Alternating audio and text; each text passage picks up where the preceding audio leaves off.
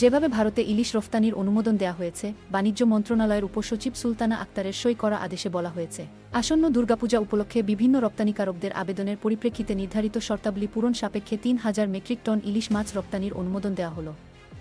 এতে আরও বলা হয়েছে, যারা ইলিশ রপ্তানি করতে চান তাদের আগামী ২৪ সেপ্টেম্বর বেলা ১২টার মধ্যে বাণিজ্য মন্ত্রণালয় বরাবর আবেদন করতে বলা হয়েছে। উল্লিখিত তারিখের পর আবেদন গ্রহণযোগ্য হবে না। যারা আগেই আবেদন করেছেন তাদের নতুন করে আবেদন করার প্রয়োজন নেই। এদিকে গত ১১ আগস্ট মৎস্য ও প্রাণিসম্পদ উপদেষ্টা ফরিদা আক্তার জানিয়েছিলেন, দেশবাসী ইলিশ পাবে না আর বিদেশে রফতানি হবে, এটা হতে পারে না, আগে দেশকে গুরুত্ব দিতে হবে, এরপর রফতানি করা হবে। সম্প্রতি এর আগে দেশের সরবরাহ বাড়াতে অন্তর্বর্তী সরকার এবছর ভারতে ইলিশ রপ্তানি না করার সিদ্ধান্ত নিয়েছিল। এমন অবস্থায় ভারতের পক্ষ থেকে ইলিশ পাঠানোর আবদার করে বাংলাদেশের কাছে চিঠি পাঠানোর খবর পাওয়া গেছে। এক খবরে হিন্দুস্তান টাইমস বলছে, গত ৫ বছর ধরে ইলিশ আমদানি হয়েছে বাংলাদেশ থেকে। এবারও সেই রীতি মেনে ভারতে ইলিশ পাঠানোর জন্য বাংলাদেশ সরকারের উপদেষ্টা তৌহিদ হোসেনের কাছে আবেদন করেছে ফিশ ইম্পোর্টার অ্যাসোসিয়েশন।